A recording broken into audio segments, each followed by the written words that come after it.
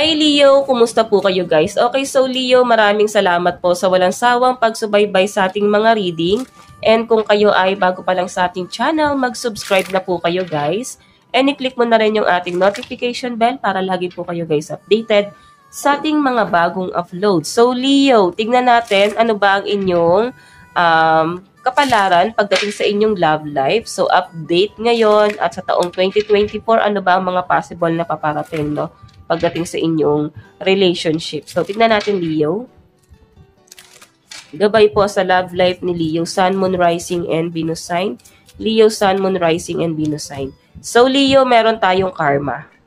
Kung sino man ang nakagawa ng masama, guys, maaaring may karma. Walang makakaligtas dyan. Pwedeng ikaw or pwedeng yung person na kadil mo.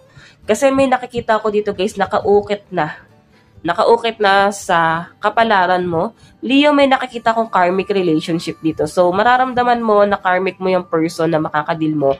Kung una pa lang or pagpasok pa lang ng relationship mo sa kanya, parang ang dami ng conflict, dami ng struggle, ang dami ng challenge. Ibig sabihin, possible na may unfinished business po kayo sa past life. Okay, may nakikita ko dito guys na karma. So, mag-ingat na lang tayo, Leo, sa mga ginagawa natin, sa mga hinihiling natin. Kasi guys, may balik yan. Kung ano man ang masamang nagawa sa atin ng taong yan, guys, mas maganda na hayaan na natin na si universe na ang gumawa ng karma para sa taong yan. Huwag mong dungisan ang kamay mo. No? Huwag mong ilagay sa kamay mo ang batas. May karma para dyan. So, tignan natin, Leo. Meron tayong soon, di ba? Kung hinihiling mo na karmahin itong taong to, kung hinihiling mo na sana magkaroon din siya ng struggle katulad ng nararanasan mo, guys, soon paparating na to, no? Pwedeng sa 2024 merong matinding struggle na pwedeng maranasan itong taong to, guys. Pwedeng babalikan siya, guys, ng mga ng karma niya, babalikan siya ng panahon. Okay? Tingnan pa natin. Leo, meron tayong message of guidance. Maraming ipinangako sa inyo, guys, itong taong to, guys, na parang napako. Marami siya, guys, sinabi sa inyo na hindi na niya, guys, natupad. So, I think, nag-hope ka doon, no, sa taong yan. Nag-hope ka sa kanya. And naniwala ka sa mga pinangako niya. Pwede may mga pinangako siya, guys, na pinanghawakan mo ngayon. And maaaring yun yung nakakapagpa-trigger sa inyo, guys. Kasi bakit pa siya nangako? Hindi naman pala niya, guys, paninindigan. So, I think may umasa, no? Okay? So, hayan, guys, nakikita ko na maaaring marami kang sinacrifice para sa relationship niyo ng person mo. Abundance, ayan, may nawawala. So, I think, trabaho, career, meron kang mga tinanggihan, mga opportunity, pwedeng meron kang manliligaw noon or may nililigawan na mas okay yon pero mas pinili mo tong taong to, guys. Maaaring may mga regret ka din dito, Leo, no? May mga pinagsisihan ka rin na bakit mo siya nakilala, na parang sana hindi na nangyari. Okay, so tignan natin, Leo, pagdating po sa love life ni Leo, Leo, Sun, Moon, Rising, and Venus sign. Leo, Sun, Moon, Rising, and Venus sign. Pagdating po sa kanyang love life.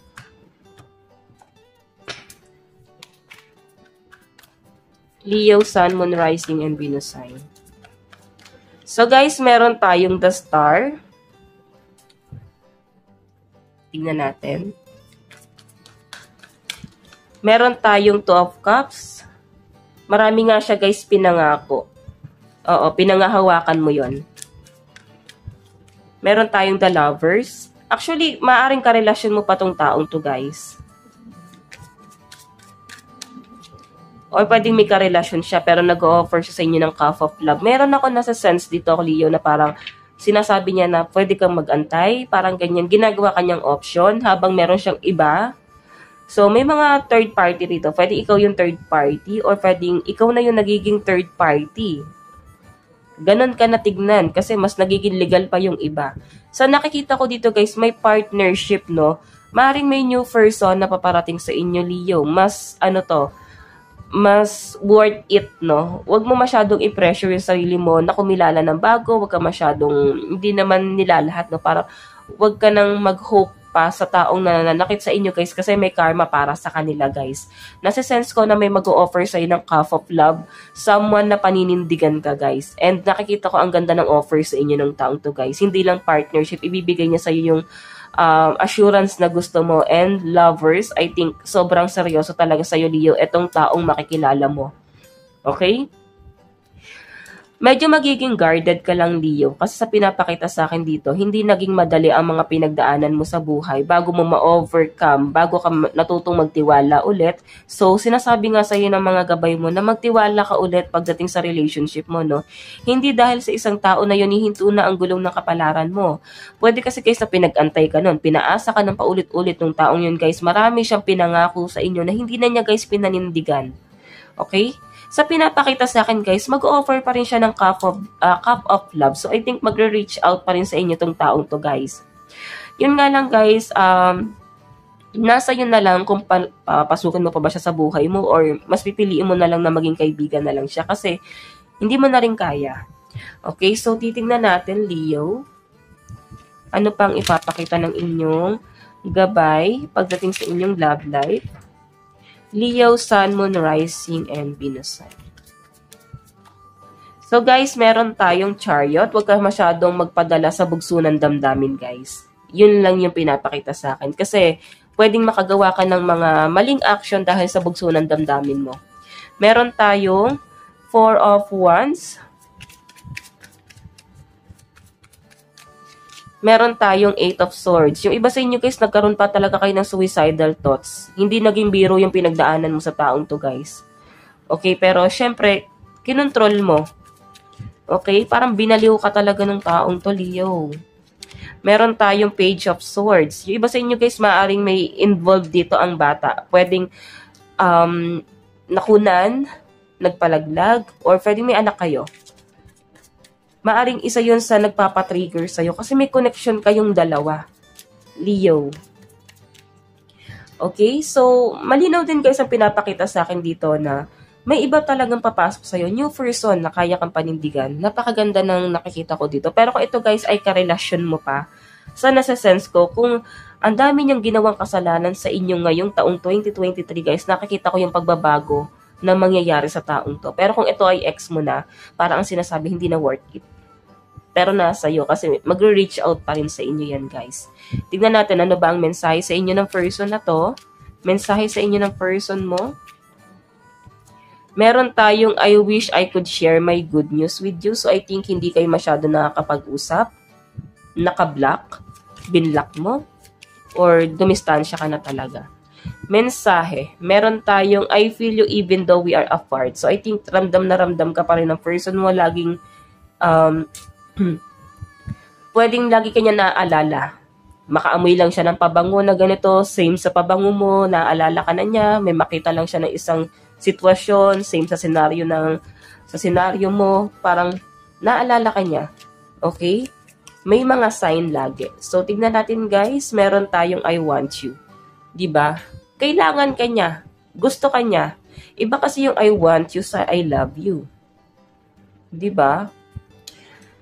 So, I think medyo naging sinungaling nga yung taong yan na nagdulot ng matinding trauma sa'yo. Okay? Kailangan ka pa rin niya. Okay? Kailangan ka pa rin niya kung bakit gusto niya mag-reach out sa inyo. Tignan natin guys. Advice muna bago natin tignan kanino ba yung mga zodiac sign, sino ba yung mga makakadil mo. Advice, Leo, meron tayong go wild. Diba? Tinrigger ka talaga ng taong to. Ginising niya yung dragon. Ginising niya yung dragon na nagtatago sa inyo. Mabuti kang tao, Leo, pero ginising ka ng tao to. So, tignan natin. Kukuha tayo ng 3 card. Sino ba tong mga kadil mo, Leo, Sun, Moon, Rising, and Venus sign? Meron tayong Scorpio. Okay. Maring may placement ka na yan. Meron tayong Cancer.